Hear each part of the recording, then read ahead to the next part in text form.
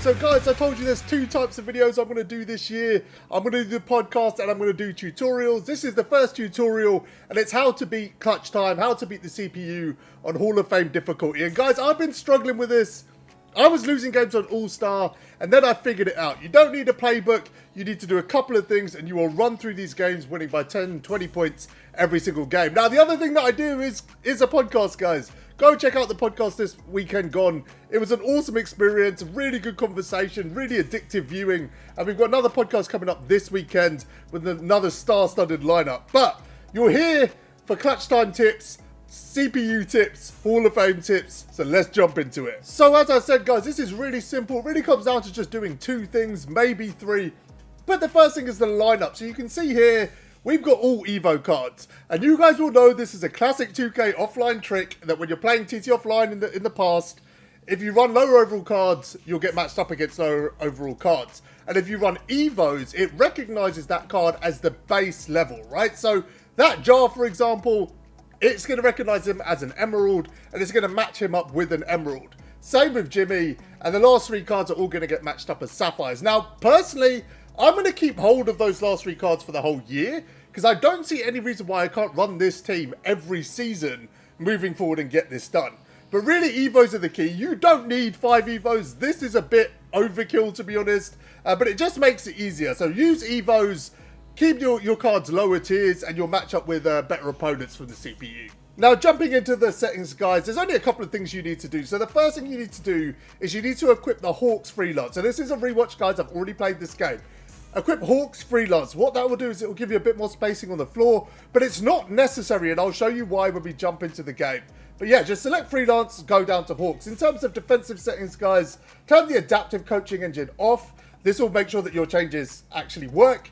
And then just put Smother and Tight at the top. It will give the CPU a bit less space. They'll be less likely to get open for 3. And it will happen, guys. Ben Simmons went 2 for 2 from 3. Ben Simmons. The CPU will do things that you will not expect. The level that they play at, like I said, on All-Star, I was losing games. I haven't lost a game on Superstar or Hall of Fame since I figured this out. But the CPU will just do things that will leave you stunned. They are completely overpowered. So let's slow this down here. So the first thing you want to do is just hit right on the D-pad, go to Freelance and select Hawk. So this will give you the floor spacing you need. But you'll see here, I don't pass and screen away. What I do is I call a screen here. I'm going to flick the right stick left, so away from the ball handling hand, and then go right. And what it will do is it will create an open lane to the basket every single time, guys. Now, if I just pause this here, you can see there is someone wide open in the corner, so that's an option if you need it. But guys, that is pretty much everything. I'm going to talk a little bit about what I do on defense, which is a little bit of off-ball and a little bit of on-ball. If someone's got the ball on the perimeter, you need to switch on, because their chances are they're going to hold the ball and take a bad shot. Now, if you off-ball, they would tend to beat the CPU pretty easily. You can see there that there's every possibility that that shot goes in. There's nothing you can do to stop it. But let's reset this again. Right. We reset here, and you can see that it kind of collapses a little bit. The defender hedges pretty well. They get a steal, which is fine. Again, like I said, it is on Hall of Fame. But you can see here, watch what we do. So we're going to play on-ball defense on the perimeter. We're going to try and get out there. Watch this. He'll throw the pass out. We get out there. We get the block. Now I'm holding triangle. I'm holding triangle to get him to cut. He cuts inside, and we go up. So again, guys, that's another way to score. If you point your left stick at any player on the floor and hold down triangle, they will cut to the basket. Now, in transition, I will basically hold it because chances are the CPU, with the emeralds that they have, the sapphires they have, in some instances gold cards, they won't be able to keep up. So once again, guys, you're not going to be able to stop the CPU every possession. You do not need to. You'll see by the end of this game how this works out. So you can see on this possession, I do things differently. I hit left on the D-pad, pass and screen away. This time, all I do is flick the right stick right and then turbo. So one of the interesting things this year is it takes a few steps, 3 or 4 steps, for them to build up speed. But as long as you get that lane, by the time you get to that second defender, you should be moving quickly enough for him not to be able to stop you. And again, you'll see here, guys, we'll force the computer to take a bad shot. Again, we're playing off-ball now, then we'll switch on-ball. By the time he takes a shot, he's got no look. There it is, an easy stop. So one thing, guys, is be really aware who the CPU has on the floor. One of the things I do is send doubles on the inside. I'll send them manually. You can see here, 2 players on the inside. It's so hard to get a stop on the inside. And like I said, guys, I want to keep repeating this. Sometimes it's just you won't be able to do anything because it's so overpowered. But it does work. Now I'm going to slow this play down because what you'll see is I go the other way this time. I don't go around the outside, I go around the inside. But I'm looking for something different when I go on the inside. So I will drive at the defender here. Watch this. It will create a mismatch. You can see Jaren's wide open. He'll get up no problems on that defender. And another easy bucket. We're up 8-2, guys. The CPU is currently on 2 points, 3 minutes into a 5-minute game. You can see the impact our defense is having, and I don't want to understate that. The defense is just as important as everything we're doing offensively. And again, guys, I'm just going to keep repeating it.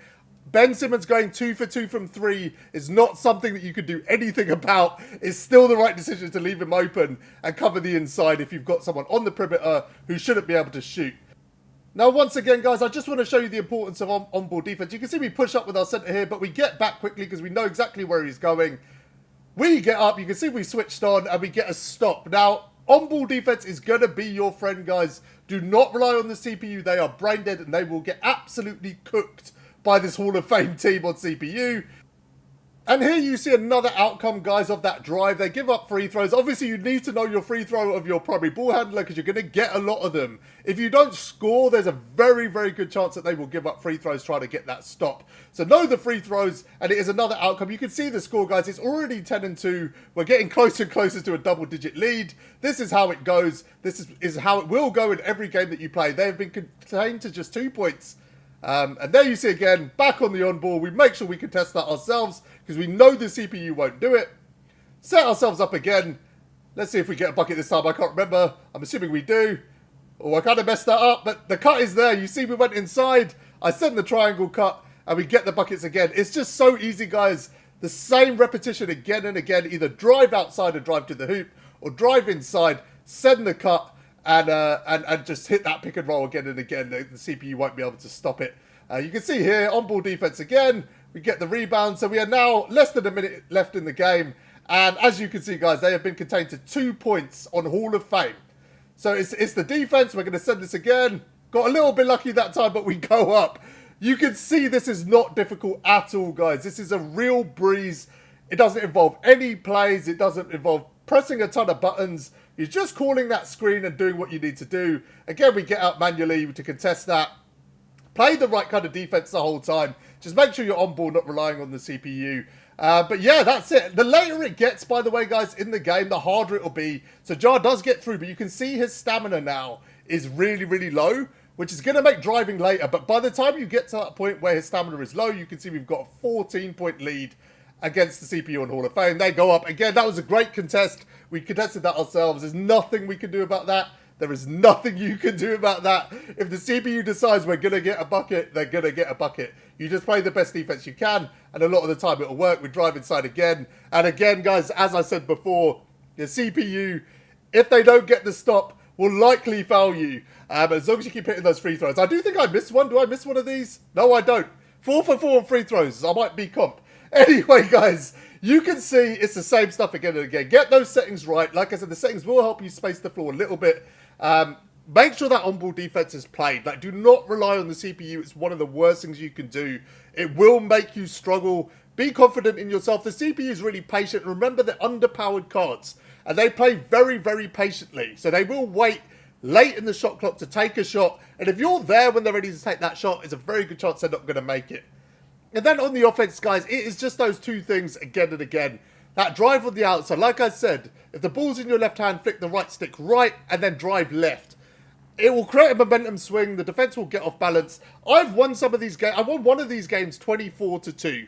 The lineup that you play obviously dictates how much you're going to win by, because sometimes you'll come up against really bad teams, and sometimes you'll come up against overpowered teams. Theoretically, in that team, I don't have anyone over a Sapphire, but I was matching up with Amethyst, I was matching up with Diamonds. You'll win those games by like 10-15, but you can win by 20 or above if you're running into like underpowered teams, if the CPU is running golds, things like that.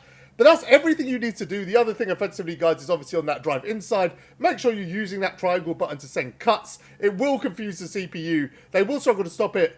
But the one thing I just want to leave you with, guys, is remember this is on Hall of Fame. There will be things that happen that will just make your mind boggle and go, how is that even physically possible? Some of the shots they will hit falling over, running to the hoop. The craziest players hitting threes from deep. There's things that you just won't expect. Just ignore it all and just keep running that strategy, and I guarantee you, you'll get the centerpiece like I did, and you'll get your franchise reward player. That's it, guys. That's the video. I'll catch you on the podcast on Sunday.